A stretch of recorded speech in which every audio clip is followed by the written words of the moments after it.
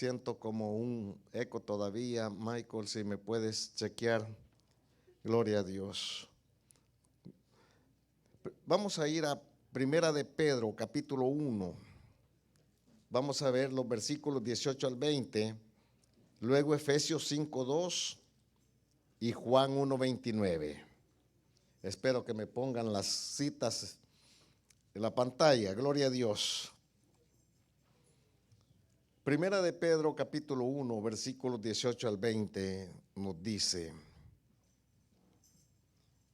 sabiendo que fuiste rescatados de vuestra vana manera de vivir, la cual recibiste de vuestros padres, no con cosas corruptibles como oro o plata, sino con la sangre preciosa de Cristo, como un cordero sin mancha y sin contaminación, ya destinado desde antes de la fundación del mundo, pero manifestado en los postreros tiempos por amor a vosotros. Por amor a vosotros. Manifestado en los postreros tiempos por amor a vosotros. Efesios 5:2. Andad en amor, como también Cristo nos amó y se entregó a sí mismo por nosotros, ofrenda y sacrificio a Dios en olor fragante. Juan 1:29. El siguiente día vio Juan a Jesús que venía a él y dijo: he aquí el Cordero de Dios que quita el pecado del mundo. Padre, te damos gracias. Adoramos, bendecimos, exaltamos, glorificamos tu santo, precioso y maravilloso nombre. Dios de la gloria, gracias por la vida de tu Hijo amado que fue enviado a morir en propiciación por nuestros pecados, Señor. Y por eso nosotros somos salvos. Por eso nosotros tenemos paz. Por eso nosotros tenemos libertad. Por eso nosotros podemos adorarte. Por eso podemos acercarnos delante del trono de tu gracia para decirte muchas gracias, oh Dios, porque eres bueno y porque para siempre es tu misericordia. Háblanos, Señor, enséñanos, corrígenos, edifícanos, pero sobre todo transfórmanos. Te lo pedimos todo en el nombre de Jesús. Amén y amén. Estamos hablando bajo el tema la importancia del nacimiento virginal de Cristo. Dijimos que Jesucristo es el único fundamento, no hay otro, sobre el cual descansa nuestra fe, nuestra confianza y nuestra seguridad, no solamente en esta vida, sino en la futura, en la eternidad. En Él descansa todo lo que nosotros somos, tenemos y vamos a hacer.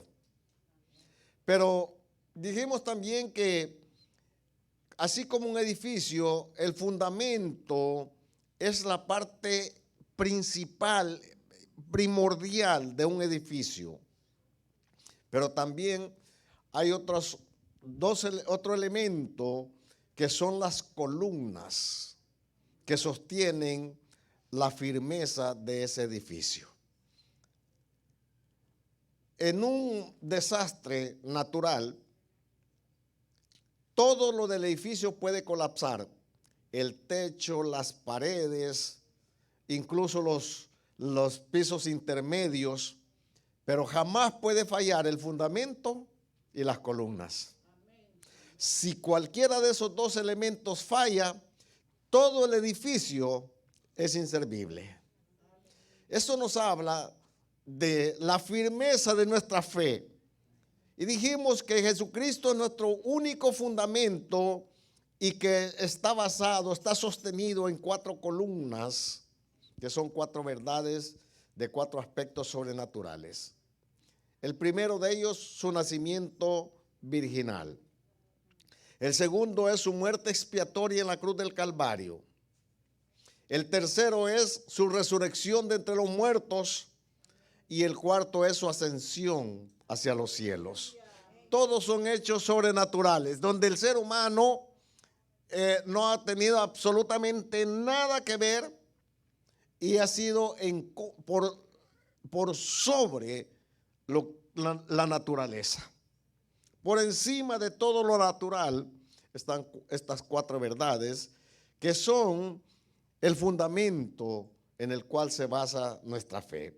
Ya explicamos su muerte expiatoria, ya explicamos su resurrección de entre los muertos, ya explicamos su ascensión hacia los cielos, la importancia de cada uno de ellos, y ahora estamos hablando de la importancia de su nacimiento virginal. Dijimos el domingo pasado que por lo menos hay 10 razones de importancia vital en que Cristo haya venido a la tierra a nacer por medio de una virgen. Dijimos y ya vimos los primeros 6 aspectos que son para destruir el imperio del diablo. Dijimos también que era en cumplimiento a las promesas de Dios. Dijimos también que era para recuperar lo que se había perdido, para salvar al hombre de sus pecados, para reconciliarnos con Dios, para ser nuestro mediador entre Dios y los hombres. Y ahora, y lo mencionamos únicamente para hacer ofrenda por nuestros pecados. Y de eso quiero hablar en esta mañana, y probablemente me tenga que enfocar únicamente en este punto porque es largo y es importante. Ya vimos lo que nos dice Primera de Pedro, que fuimos rescatados no con cosas materiales, cosas preciosas como el oro o la plata, sino que con la sangre preciosa de Cristo, como un cordero sin mancha y sin contaminación, ya destinado desde antes de la fundación del mundo. O sea que el pecado del hombre, la salvación del hombre, en nada ha sorprendido a Dios. Dios tenía un plan desde la eternidad para rescatarnos a usted y a mí de nuestra vana manera de vivir. Lo voy a repetir porque ojalá se alegre. Dios tenía un plan desde antes de la fundación del mundo para rescatarnos a usted y a mí de nuestra vana manera de vivir. Dios nos conoció a usted y a mí desde antes de la fundación del mundo. ¿No será usted una persona importante entonces? Que Dios haya pensado y haya creído en usted. Voy a utilizar una palabra nuestra, siendo la malilla que usted era. Porque no éramos buenos. Usted se consideraba bueno. Yo me consideraba bueno. Pero cuando nos confrontamos con la verdad de Dios, nos damos cuenta que nuestra vida estaba destruida, deshecha. Pero bendito sea el nombre de nuestro Dios, que nos amó de tal manera que envió a su Hijo amado a morir por nosotros. Y eso sí le da valor a nuestra existencia. Eso sí le da propósito a nuestra existencia. Eso cambia todas las cosas en nuestra vida. Bendito sea su nombre. Luego dice Pablo en Efesios 5:2 que andemos en amor así como Cristo nos amó. O sea, Cristo no tenía ninguna razón de venir a esta tierra a sufrir lo que sufrió, excepto porque nos amó. Nos amó de pura gracia, de pura gracia, de pura misericordia, y se entregó como ofrenda y sacrificio en olor fragante. Y luego Juan, cuando lo identifica, dice: he aquí el Cordero de Dios que quita el pecado del mundo. Ya se le había revelado que aquel sobre quien posase el Espíritu Santo era la persona escogida por Dios para ese propósito. Ahora, para hablar de la ofrenda, tenemos que irnos al origen. Tenemos que ver desde dónde viene el punto. Todos sabemos lo que pasó en el huerto del Edén con Adán y Eva. Dios los puso en ese huerto en condiciones perfectas. No había lluvia, no habían tempestades, los animales eran pacíficos,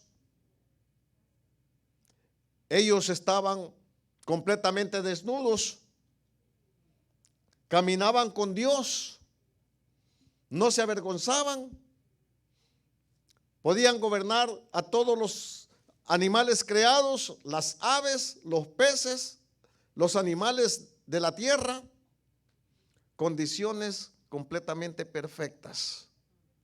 Pero había una condición, que no comiesen del árbol del conocimiento de la ciencia del bien y del mal, porque el día que comiesen de él iban a morir. Y todos sabemos la historia, que comieron y se dieron cuenta, dice la Escritura, que estaban desnudos y fueron y cortaron unas hojas de higuera y se cubrieron. Y cuando apareció Dios en la escena y comienza a hablarle: Adán, Adán, ¿dónde estás? Señor, tuve miedo y me escondí. ¿Por qué te escondiste? Porque estaba desnudo. ¿Quién te dijo que estabas desnudo? Comiste del fruto del árbol que te dije que no comieses. ¿Verdad? Fíjense, esas hojas de higuera son tipo de la religión del hombre. Que el hombre busca la manera de cómo justificarse y cómo llegar a Dios, cómo estar bien delante de Dios. Ellos fueron, cortaron unas hojas de higuera y se cubrieron. Pero dijo Dios: esa no es la forma de hacer las cosas. Las formas de hacer las cosas son diferentes y yo se los voy a mostrar. Vamos a Génesis 3:21.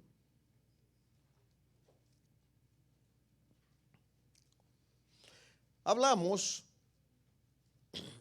que Dios, ahí mismo en Génesis 3:15, cuando pronunció juicio en contra de la serpiente, de la mujer y del hombre, cuando sentenció, la serpiente le dijo: y pondré enemistad entre tu simiente, la simiente del diablo, y la simiente de la mujer. La simiente de la mujer te va a herir en la cabeza y tú le vas a herir en el calcañal. La herida en la cabeza es de muerte. La herida del calcañal es dolorosa, pero no es de muerte. Pero cuando pronunció juicio contra la mujer, le dijo: con dolores vas a dar a luz tus hijos, el deseo de tu marido va a ser sobre ti. Al hombre le dijo: con sudor vas a comer el fruto de la tierra todos los días de tu vida, etcétera, etcétera, etcétera. ¿Y qué aconteció después? Versículo 31, 3:21. Génesis 3:21. Y Jehová Dios hizo al hombre y a su mujer túnicas de pieles y los vistió. ¿Qué hizo Dios? ¿Qué hizo Dios?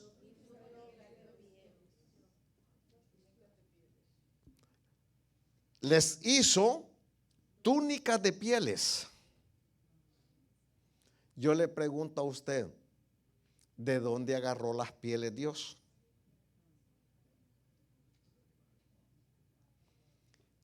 Tuvo que sacrificar 2 animales para quitarles la piel y cubrir al hombre y la mujer. Ahora fíjense, desde aquí comienza la revelación del sacrificio por el pecado. Desde aquí comienza a verse de una manera muy distante la forma de cubrir la falta, cubrir el pecado, sacrificando a 2 seres inocentes para justificar a dos seres culpables. Ahí inicia la revelación de la ofrenda por el pecado. Y si nos vamos más adelante, hay mucho que hablar. Toda la Biblia nos habla de ofrendas y sacrificios.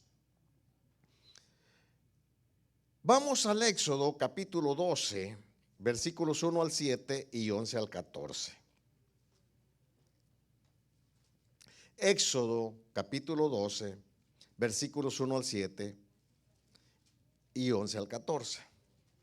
Ahora, tenemos que irnos al entorno de lo que está pasando.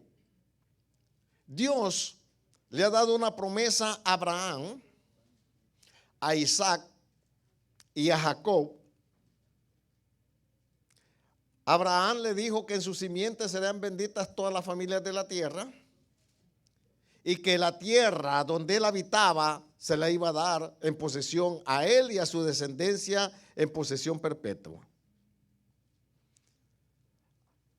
Había muerto Abraham, había muerto Isaac, Jacob ya era un anciano, tiene 12 hijos. José es vendido para Egipto como esclavo. Allá se convierte en el primer ministro de Egipto cuando le revela a Faraón los sueños del hambre que iba a venir y la abundancia de las cosechas. Lo ponen como primer ministro. Él provee para todo el pueblo de Egipto para que no perezca de hambre en los 7 años de hambre que vinieron, y también pudo alimentar a su familia, a Jacob y a todos sus hermanos y toda su familia. 70 personas descendieron de Canaán a Egipto y se establecieron en la tierra de Egipto, en la tierra de Gosén. Y el pueblo creció, se multiplicó. Se murió el faraón que había puesto como primer ministro a José, y se levantó otro que no lo conocía y no sabía nada de él. Y esclavizó al pueblo de Israel y los mantuvo construyéndoles las pirámides, las ciudades al faraón como esclavos. Y el pueblo gemía. Y Dios escuchó el gemir de sus hijos. Bendito sea el nombre del Señor. Y Dios levantó a un hombre, a Moisés, para mandarlo a libertar el pueblo de Israel de Egipto. Ustedes conocen la historia de Moisés. Moisés llega, le da el mensaje de Dios a Faraón. Así dice Jehová: deja ir a mi pueblo para que me sirva. ¿Quién es Jehová para que yo lo escuche? Yo no lo conozco y tampoco lo voy a dejar. Y usted conoce la historia. Vienen las 10 plagas. El río y las aguas se convierten en sangre. Luego se levanta una generación de ranas que cubrió todo, las casas y las habitaciones de todos los egipcios. Viene luego la plaga de los piojos, viene la plaga de las langostas, viene la plaga de las tinieblas, etcétera, etcétera. Y llegamos a la última plaga, la plaga de la muerte de los primogénitos. Ahí estamos. Wow, en un minuto les dije toda la historia.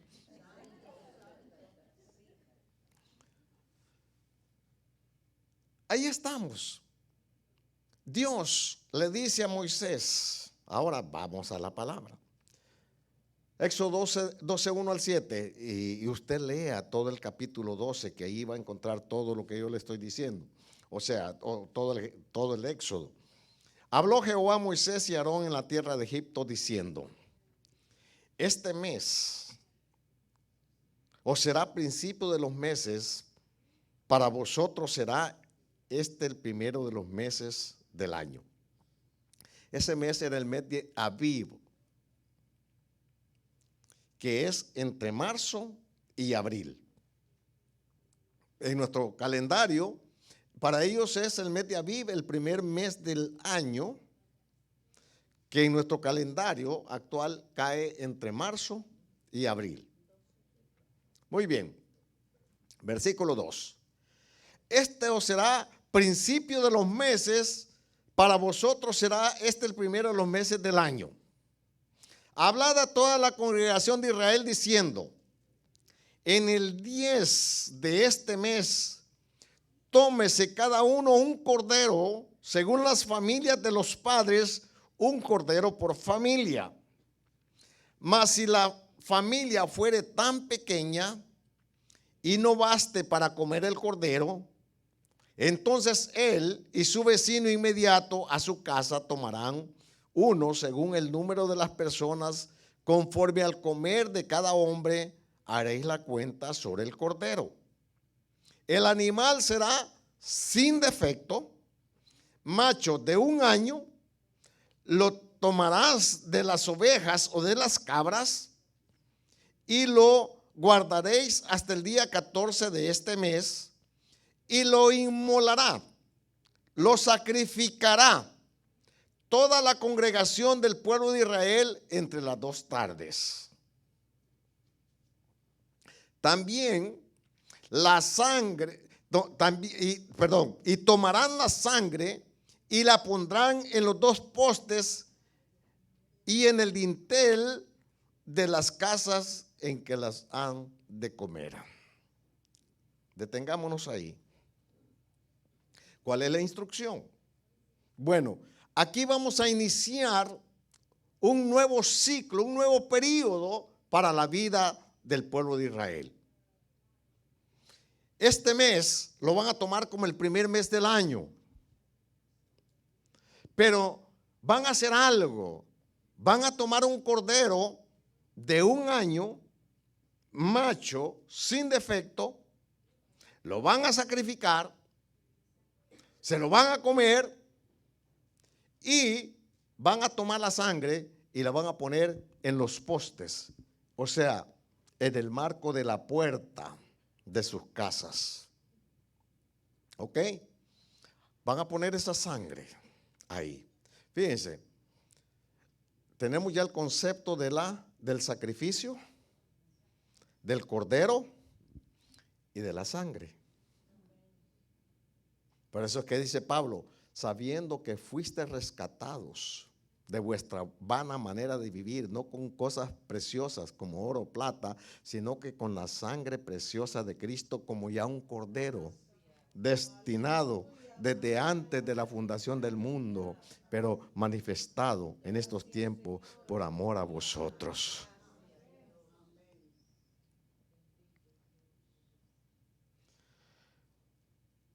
Versículo 11. Y lo comerán así: ceñidos vuestros lomos, vuestro calzado en vuestros pies y vuestro bordón en vuestra mano, y lo comeréis apresuradamente, es la Pascua de Jehová. Pues yo pasaré aquella noche por la tierra de Egipto y heriré a todo primogénito en la tierra de Egipto, así de hombres como de las bestias, y ejecutaré mis juicios en todos los dioses de Egipto, yo Jehová. Y la sangre os será por señal en las casas donde vosotros estéis, y veré la sangre y pasaré de vosotros, y no habrá en vosotros plaga de mortandad cuando hiera la tierra de Egipto. En este día os será en memoria y la celebraréis como fiesta solemne para Jehová durante vuestras generaciones, por estatuto perpetuo. Por estatuto perpetuo. Por estatuto perpetuo la celebraréis. ¿Qué significa eso? Este rito se va a celebrar por la eternidad. ¿Cómo? Bueno, usted participa de la Santa Cena. Y cuando usted participa de la Santa Cena, está no sacrificando el cordero, sino que está conmemorando que el cordero entregó su vida en propiciación por sus pecados. Ahora mire, si usted se pone a meditar en esto, Aquí está la historia de la humanidad. Fíjese que aquí está la manera en que los hijos de Dios van a escapar de los juicios de Egipto. Porque déjeme pintarle un pequeño cuadro de lo que es esto. Aquí está descrito de alguna manera, a pinceladas, el Evangelio de Cristo. ¿Quiénes aparecen en la escena? Egipto, tipo del mundo. Israel, los hijos de Dios. Moisés, el libertador. Faraón, tipo del diablo. Ahí está todo la figura. La sangre para ser liberados. La existencia o no la existencia de la sangre, destinados para el juicio, destinados para la destrucción. Aquí está todo. Aquí está todo, resumido en 5 versículos, 3 versículos, 4 versículos.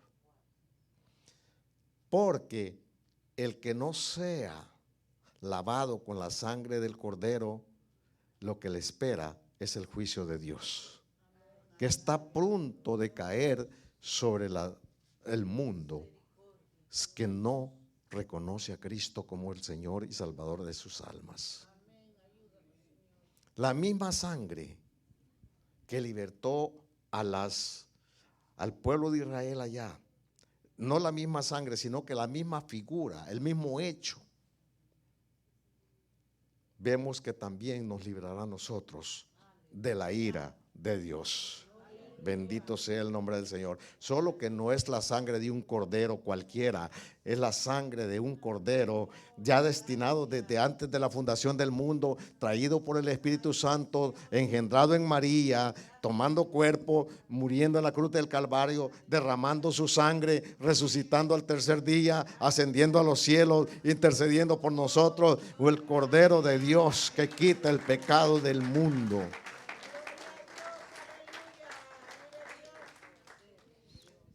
Wow, wow, esto es hermoso.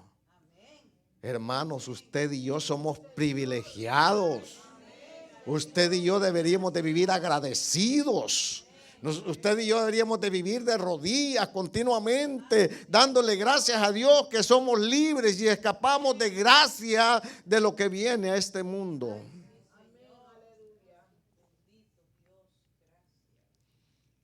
Primera Corintios capítulo 5 versículo 7. Primera Corintios capítulo 5 versículo 7. Dice: limpiaos pues de la vieja levadura, para que seáis nueva masa, sin levadura como sois, porque nuestra Pascua, que es Cristo, ya fue sacrificada por nosotros. Fíjense que ese cordero del Éxodo apunta a la persona, al sacrificio y a la obra de Cristo en favor de nosotros. Amén. Bueno, usted sabe, y ahora le da instrucciones de comer, cómo comerlo.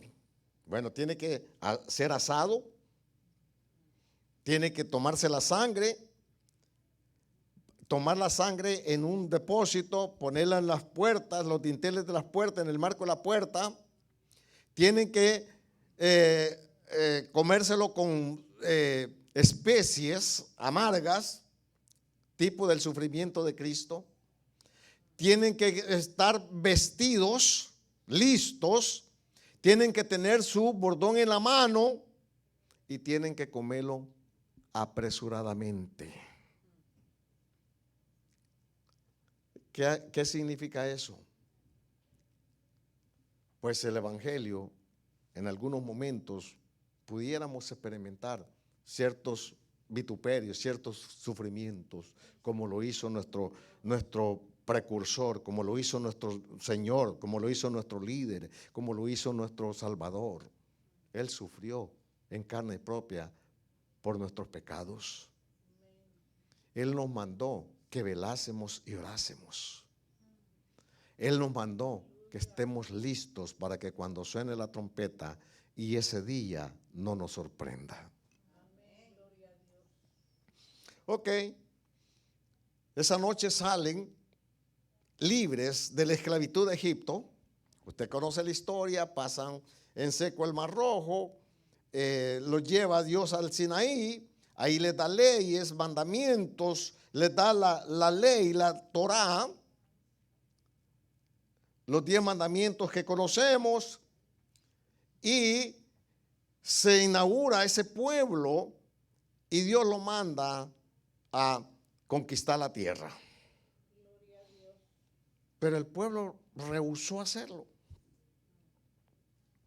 Y se quejaron contra Dios y dijo Dios, bueno, ok, no quisieron. Entonces, conforme al número de días que fueron a inspeccionar la tierra, así van a ir a caminar por el desierto. 40 años, un año por día. Y todos los que murmuraron contra mí van a morir y van a entrar a esta tierra que yo le he jurado a sus padres. Los niños o los jóvenes de 20 años para abajo, y los niños que ustedes dijeron que iban a ser presa de sus enemigos, ellos van a conquistar la tierra. Así es que ustedes váyanse allá a el desierto a dar 40 vueltas por el desierto. Y usted sabe que Dios les proveyó de agua, Dios les proveyó de comida, Dios les proveyó de protección. Pero Dios les mandó a hacer otra cosa. Les mandó a hacer un tabernáculo. Y ese tabernáculo y todo lo que se hace ahí es tipo del Evangelio de Jesucristo. Es tipo de todo lo que Cristo iba a venir a hacer. Y creyentes maduros como ustedes y como los que nos ven a través de que conocen la Biblia de pe a pa, saben lo que yo les voy a decir. Comencemos a hablar del tabernáculo. Dios le dijo, te vas a hacer un tabernáculo, le dio las dimensiones, le dio los materiales, los colores, le dio los utensilios, los muebles que iban a estar en el tabernáculo, y le dijo a Moisés que lo preparara. El atrio estaba dividido en 3 partes. El tabernáculo, perdón, está dividido en 3 partes. El atrio, que era donde estaban los levitas y donde llegaban las personas a hacer los sacrificios. Allí la persona culpable traía su cordero de 1 año sin defecto, lo entregaba al sacerdote, el sacerdote lo examinaba y lo calificaba para ser sacrificado por el pecado de la persona que lo traía, o lo descartaba, dependiendo lo que el sacerdote encontrara en el animal. Así era el dictamen. Tenía que ser sin defecto. No podía ser cojo, no podía ser ciego, no podía tener una pierna quebrada, no le podía sobrar, no le podía faltar, no podía tener pelo de otro color. Tenía que ser de 1 año sin defecto. Y el sacerdote lo examinaba. Pero ¿con qué se encontraba el pecador cuando venía al tabernáculo? Había una sola puerta de entrada. Y esa puerta, Jesucristo dijo, yo soy la puerta. Y dijo, entrad por la puerta estrecha, porque angosta es la puerta que lleva a la vida eterna, pero ancha es la puerta y el camino que lleva a la perdición. Cristo la única puerta, así como la única puerta que tenía el tabernáculo. Y al entrar, con lo que se encontraba el pecador era el primer mueble, que era el altar de bronce o el altar del holocausto. Todas las víctimas que traían, ahí las sacrificaban, tomaban la sangre, lo sacrificaban en holocausto, lo quemaban totalmente al animal y la sangre era utilizada para limpiar el pecado, cubrir el pecado de las personas. Entonces, lo primero que se encontraba en el tabernáculo era un altar, pero nosotros a veces decimos, es que venimos al altar a adorar. No, el altar era para morir. El altar es para morir. ¿Aló? ¿Ya se fueron? El altar era para morir. Por eso es que el apóstol Pablo nos manda a morir en el viejo hombre que está viciado, que no te sirve para nada. Ese hombre rabioso, ese hombre mal hablado, mal geniado, ¿de qué te sirve cuando Dios te ha dado su amor, Dios te ha dado su paz, Dios te ha dado su gracia, Dios te ha dado su misericordia, Dios te ha dado su perdón, Dios te ha dado su poder, Dios te ha dado... ¿Y qué más necesitas para decir un amén?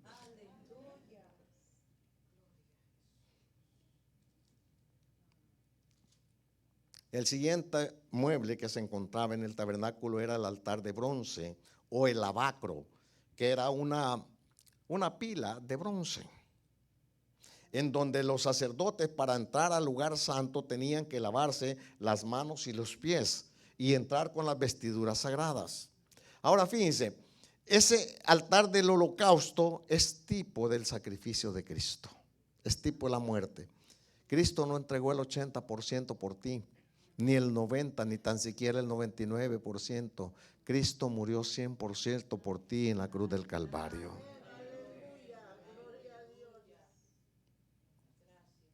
Pero una vez ya hecho el sacrificio, tenía que haber limpieza.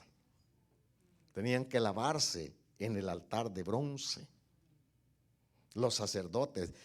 Y tú y Dios envió a Cristo para hacer de nosotros un pueblo de reyes y sacerdotes para Dios. En pocas palabras, tu vida tiene que estar limpia. Tiene que estar limpia para entrar al lugar santo, a la presencia de Dios. Y el Señor le dijo a Pedro, ustedes ya están limpios por la palabra que les he predicado. Esta palabra es como esa agua que nos sirve para limpiar las cosas de nuestra alma, de nuestro corazón. Cuando dice, quítase de vosotros toda ira, enojo, pleito, celos, ira, contiendas, divisiones, disensiones, herejías y cosas semejantes a esas. Despojaos del viejo hombre. Y luego está el lugar santo, que es ya la tienda donde está el candelabro de oro, el altar del incienso y la mesa de los panes de la proposición. Ahí los sacerdotes, hijos de Aarón, descendientes de Aarón, con sus vestiduras sagradas, tenían que entrar por la mañana y por la tarde a renovar el aceite de las lámparas del candelabro y a sacrificar y a hacer, a quemar incienso delante del altar del incienso. Ese altar del incienso estaba justamente enfrente del lugar santísimo, separado por un velo, por una cortina. Y al otro lado estaba el arca del pacto o del testimonio, donde se manifestaba la presencia de Dios. Ahora, todo esto nos habla de la persona de Cristo. Ese altar de bronce, tipo del evangelio, que nos tiene que purificar, nos tiene que limpiar de nuestros pecados por medio de la sangre del Cordero y por medio de la gracia, el favor, la obra del Espíritu Santo en nosotros. Ahora, esa entrada al lugar santo también tenía una sola puerta.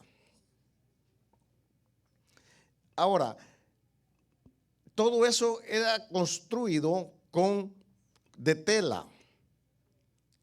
Y la tela en la puerta de entrada del tabernáculo, en la puerta de entrada del lugar santo, los colores eran rojo, azul, púrpura y blanco. Eso también nos habla de Cristo. El rojo nos habla de la sangre de Cristo derramada en la cruz del Calvario. El azul nos habla de su origen celestial o divino. El púrpura nos habla de su realeza. Él es rey y los reyes se visten de púrpura. Y el blanco, símbolo de pureza. Símbolo de pureza. En la entrada del lugar santo habían 4 columnas, 2 a mano izquierda y 2 a mano derecha, tipo de los 4 evangelios.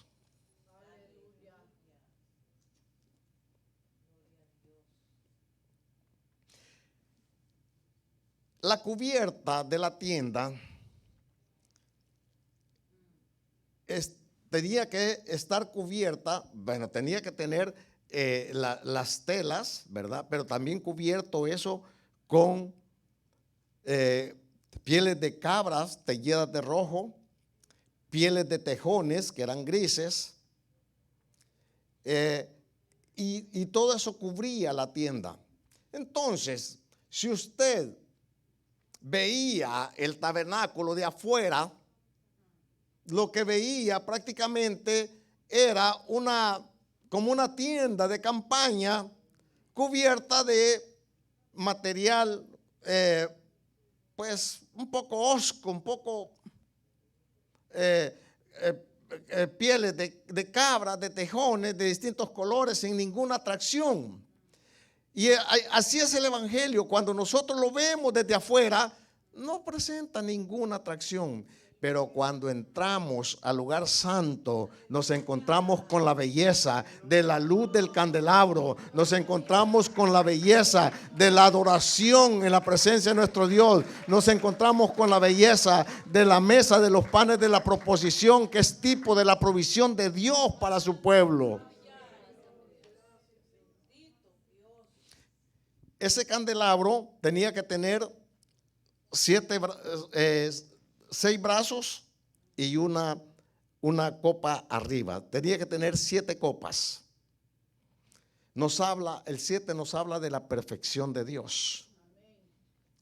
Tenía que construirse de un bloque sólido de oro, y el candelabro tenía que fabricarse hecho a martillo con cincel. Eso nos habla, número 1, el oro es el material más caro, el más precioso, el más apreciado. Nos habla que el oro es prácticamente, por decirlo de esta manera, exclusividad de los reyes, de los grandes, de los poderosos. Y nosotros tenemos como nuestro líder al Rey de Reyes y Señor de Señores, el que entregó en propiciación por nuestros pecados.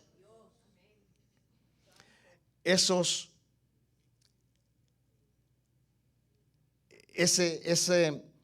golpes que recibió para la confección del candelabro nos habla del sufrimiento de Cristo en la cruz del Calvario. Ese aceite que tenían las lámparas, tipo de la provisión del Espíritu Santo que Dios iba a dar a nosotros, y la luz era la única luz en el lugar. tipo de Cristo. Yo soy la luz del mundo. Ese lugar era únicamente iluminado por la luz de esas lámparas, tipo de Cristo. Todo ese candelabro es tipo de Cristo. No digo que es Cristo, es tipo. Nos habla de la persona maravillosa de Cristo, su sacrificio, su provisión del Espíritu Santo, su luz para nuestras vidas, para nuestras almas. El altar del incienso era completamente de madera y forrado completamente de oro. Y aquí los sacerdotes por la mañana y por la tarde venían a quemar incienso, tipo de la oración de los santos, tipo de la alabanza y adoración a nuestro Dios.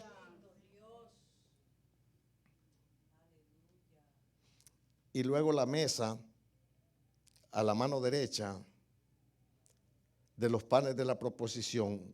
Cada 7 días tenían que poner panes nuevos y tomar los 12 panes que estaban puestos ahí y dárselos al sacerdote para que se los comiesen. Nadie más podía comer esos panes excepto los sacerdotes. Entonces, ahí tenemos la primera parte del tabernáculo, o la segunda parte. La primera parte es el atrio, la segunda parte es el lugar santo. Luego está la cortina o el velo del templo, que era de rojo, azul, púrpura y blanco. Al otro lado está el arca del pacto, una arca de madera cubierta completamente de oro, 2 querubines que están en el propiciatorio o en la tapadera del arca, y ahí es donde se manifiesta la presencia de Dios al pueblo de Israel. Ahí donde aparece la gloria de Jehová, el Shekinah de Dios, ese lugar, tipo de Cristo. En Cristo se manifiesta la gloria de nuestro Dios. Allí el sumo sacerdote entraba con la sangre del cordero a hacer la expiación por los pecados del pueblo, una vez al año. Pero Cristo entró no en el tabernáculo hecho de manos, sino en el tabernáculo celestial, y entró de una sola vez y para siempre, no con la sangre de machos y toros y animales, sino que con su propia sangre, como el sumo sacerdote de nuestra fe, a expiar nuestros pecados y a borrarlos para siempre. Bendito sea su nombre.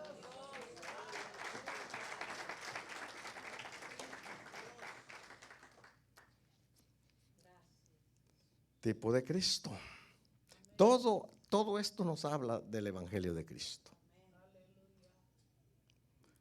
Y pues de pronto podríamos hacer un estudio un poquito más detallado de todo lo que es el tabernáculo. Hermano, todo es una figura de la obra de Jesucristo. Pero también Dios le dio mandamientos, le dio las ceremonias. Cuando el hombre peque, agarre un cordero de un año, macho sin defecto, traiga a los sumos sacerdotes y eso va a cubrir el pecado.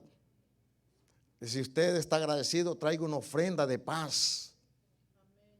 Traiga sus primicias, traiga sus diezmos al tabernáculo de reunión.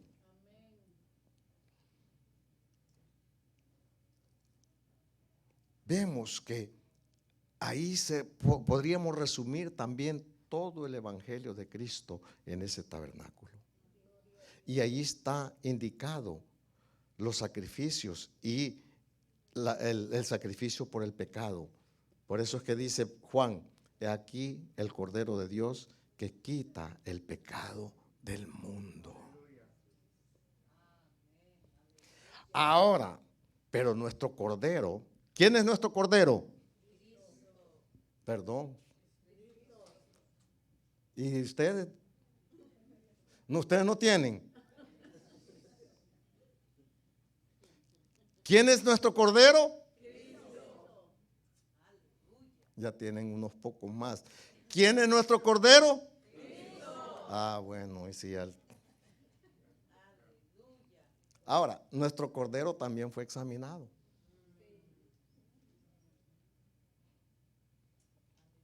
Vámonos a Juan 8:46. Hablando Jesús con los fariseos que lo están acusando que él por el dedo de Belcebú echa fuera a los demonios, etcétera, etcétera, etcétera. Pero allí el Señor, hablando con ellos, les dice a los fariseos: ¿quién de vosotros me redarguye de pecado? En pocas palabras, ¿quién de ustedes me puede acusar a mí de pecado? Dígamelo. Pues si digo la verdad, ¿por qué vosotros no me creéis? Muy bien. Esto es mientras Jesús estaba en su ministerio, sanando enfermos, liberando a los cautivos, echando fuera demonios, predicando el evangelio del reino. Pero llegamos a la última semana donde Cristo iba a ser crucificado. Todos conocemos la famosa entrada triunfal, cuando Jesús entró el domingo de Ramos, que le tendían ramas y decían: Hosana, bendito el que viene en el nombre del Señor, Hosana en las alturas, etcétera, etcétera. Entonces, en esa semana aconteció esto. Mateo 22, 15 al 22. Entonces se fueron los fariseos y consultaron cómo sorprenderle en alguna palabra. Y le enviaron los discípulos de ellos con los herodianos, diciendo: Maestro, sabemos que eres amante de la verdad y que enseñas con verdad el camino de Dios, y no te cuidas de nadie, porque no miras la apariencia de los hombres. Dinos pues, ¿qué te parece? ¿Es lícito dar tributo a César o no? Pero Jesús, conociendo la malicia de ellos, les dijo: ¿por qué me tentáis, hipócritas? Mostradme la moneda del tributo. Y ellos le presentaron un denario. Entonces les dijo: ¿de quién es esta imagen y la inscripción? Le dijeron: de César. Y él les dijo: dad pues a César lo que es de César, y a Dios lo que es de Dios. Y oyendo esto, se maravillaron y dejándole, se fueron. Lo probaron, lo tentaron, lo querían casar en una palabra, pero no pudieron. Lucas 20:33. Luego, cuando vieron los saduceos que había callado a los fariseos y a los herodianos, le mandan ellos sus discípulos también, con una pregunta difícil. Y le dicen: Maestro, la ley de Moisés nos enseñó que si un hombre se casaba con una mujer y se moría sin hijos, el hermano menor tenía que tomarla y levantar descendencia de su hermano mayor. Pues fíjate que aquí en una ciudad había un hombre que tenía 7 hermanos y tomó esposa y se murió y no dejó descendencia. Luego la tomó el hermano menor y se murió también y no dejó descendencia. Y así la tuvieron los 7. Dinos, en la resurrección de los muertos, ¿de quién de todos va a ser la esposa de ellos? ¿Y cuál fue la respuesta del Señor? Erráis ignorando las escrituras y el poder de Dios, porque en la resurrección ni se casan ni se dan casamiento. Y dice que desde entonces nadie osó preguntarle nada más. Lo probaron, lo examinaron, pero no solamente ellos, sino también las autoridades civiles, políticas del momento, porque el examen tenía que ser completo para ser el Cordero de Dios sin pecado que iba a morir por los pecadores. Mateo 26, 57 al 60. Le prendieron a Jesús y le llevaron al sumo sacerdote Caifás, donde estaban reunidos los escribas y los ancianos. Mas Pedro le seguía de lejos hasta el patio del sumo sacerdote, y entrando se sentó con los alguaciles para ver el fin. Y los principales sacerdotes y los ancianos y todo el concilio buscaban falso testimonio contra Jesús, porque no tenían una causa para acusarlo. No tenían una razón por lo cual condenarlo a muerte. Entonces buscaban falso testimonio. Versículo 60, y no lo hallaron. Diga conmigo, no lo hallaron, porque era el Cordero de Dios, sin mancha y sin defecto, que quita el pecado del mundo. Y no lo hallaron, aunque muchos testigos falsos se presentaban. Veamos lo que nos dice Lucas, capítulo 23, versículos 13 al 16. Lucas 23, 13 al 16. Entonces Pilato, convocando a los principales sacerdotes y a los gobernantes y al pueblo, les dijo: me habéis presentado a este como un hombre que perturba al pueblo. Pero habiéndole interrogado yo delante de vosotros, no he hallado en este hombre delito alguno de aquellos de que le acusáis. ¿Quién estaba dictando sentencia? El gobernador político, Poncio Pilato. No hallo delito alguno en este hombre.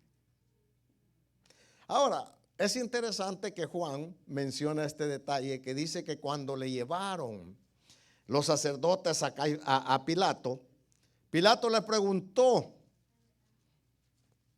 ¿cuál es el delito de que lo acusáis? Y la respuesta de ellos fue: si no fuera delincuente, no te lo hubiéramos traído.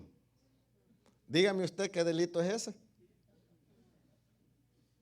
Un delito es: este mató, robó, golpeó, insultó, blasfemó, mintió, etcétera, etcétera, etcétera, cualquier cosa.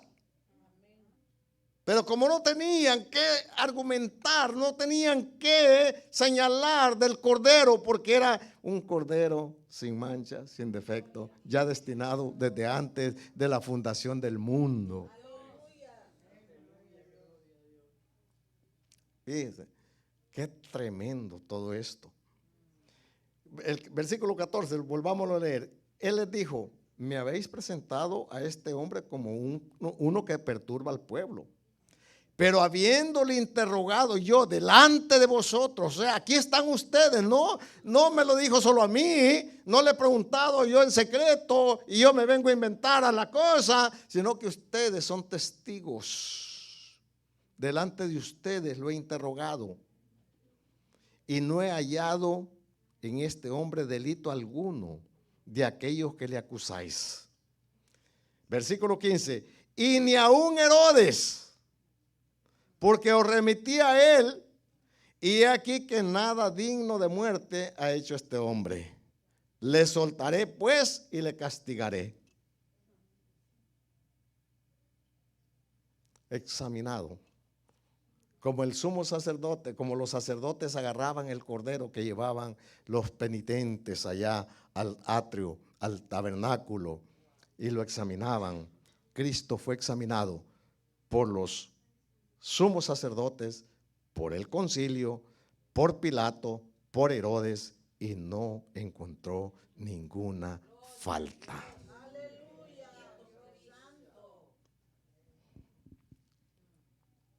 Ahora, dice la Escritura que nos conviene ese sumo sacerdote que fue tentado en todo, pero sin pecado. Y a mí, o sea, a mí me ha impresionado tanto en mi vida el hecho de que Cristo haya vivido en santidad toda su vida. Ahora fíjese, si usted en este momento decide vivir en santidad de tal manera que su vida va a agradar completamente a Dios, así como se oyó esas palabras de Dios Padre en favor de Jesucristo cuando dijo: este es mi Hijo amado en quien tengo complacencia. Si así fueran las palabras de Dios por nosotros, pero ¿por qué lo haríamos? Lo haríamos porque queremos agradar a nuestro Dios, a nuestro Padre. Pero Cristo no solamente lo hizo por eso, sino que lo hizo para poder calificar para morir por usted y para morir por mí. Para poder llegar a este punto de ser examinado como el Cordero de Dios y que no se hallase una sola mancha en su vida, para poder ser el Cordero de Dios que quita el pecado del mundo. Bendito sea el nombre de nuestro Dios. Hermanos, ¿cómo no creer a nuestro Dios? ¿Cómo no amar a Dios? ¿Cómo no estar agradecidos con Dios? Pastor, pero es que yo estoy pasando por usted no sabe por dónde estoy pasando. Ni me cuente. Pero mira, mi hermano, lo que estés pasando en esta vida, como dice la Escritura, lo único que tiene que producir en nuestras vidas es un eterno peso de gloria. Dios está permitiendo las circunstancias para purificar nuestras almas y que nos acerquemos a Dios. Los problemas, mis amados, lo único que tienen que hacer en nosotros es lanzarnos en los brazos de nuestro Dios, acercarnos a nuestro Dios. Los problemas, cualquier tormenta, tempestad que el diablo levante en contra de nosotros, ya sea enfermedad, ya sea persecución, ya sea lo que sea, lo único que tiene que hacer es lanzarnos en los brazos de nuestro amado Señor, de nuestro amante Padre Celestial, acercarnos al trono de su gracia, confiados en que nuestro Padre tiene cuidado de nosotros. Para nosotros, hermanos, todo es ganancia. Pero hay de los del mundo, que nosotros podamos interceder, que nosotros podamos compartir, que nosotros podamos anunciar que hay un Dios, que viene pronto por su pueblo. Cierra tus ojos, inclina tu rostro. Padre, yo te doy gracias. Señor, alabo, bendigo, exalto y glorifico tu bello, tu precioso, tu maravilloso nombre, oh Dios. Gracias, Padre, por la persona maravillosa de Cristo que vino, Señor, a nacer, Señor, virginalmente de María, Señor, solo para hacer esa ofrenda por nuestro pecado, solo para hacer, Señor, ese Cordero de Dios que quita el pecado del mundo, solo para morir en esa cruz, Señor, para perdón de nuestros pecados, salvación de nuestras almas. Maravilloso Dios, muchas gracias. Te alabo, te bendigo, te glorifico, Dios. Te doy las gracias, la honra y la gloria. El poder y la alabanza sean únicamente para ti, oh Dios. Padre, gracias por la vida de tu pueblo, por tu iglesia amada, Señor, que tú compraste con esa sangre derramada en la cruz del Calvario. Maravilloso Dios, muchas gracias. Te adoramos, te bendecimos y te glorificamos. En el precioso nombre de Cristo Jesús. Amén y amén. Antes de que oremos por las madres, yo quiero invitarlo a usted a venir al altar, a pedir a Dios por alguna situación que esté pasando en su vida. Y si usted todo está bien en su casa, de igual manera, salga de su asiento y venga al altar y dele gracias al Señor. salga de su asiento y venga al altar.